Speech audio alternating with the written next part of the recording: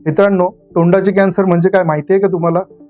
मी doctor Vinayak Shendge, cancer शस्त्रक्रिया तज्ज्ञ, 9 pulse hospital, मुंबईला. तोंडाचे कॅन्सर होण्यासाठी विविध प्रकारचे व्यसनं, तंबाखू, दारू, गुटखा, सिगारेट, बिडी या प्रकारे कारणीभूत ठरत असतात. तोंडाच्या कॅन्सरमध्ये पेशंटला तोंडामध्ये झालेली गाठ किंवा अल्सर म्हणजे जखम ही लवकर बरी होत नाही. 2 ते 3 आठवड्यापेक्षा जखम जर वाढली आणि बरी नाही झाली तर तोंडाचा कॅन्सर असण्याची शक्यता खूप दाट असते. त्यामुळे अशा वेळेला कॅन्सर तज्ज्ञांना भेटणं आणि त्याचे निदान करून त्याचा उपचार करणं फारच गरजेचं आहे.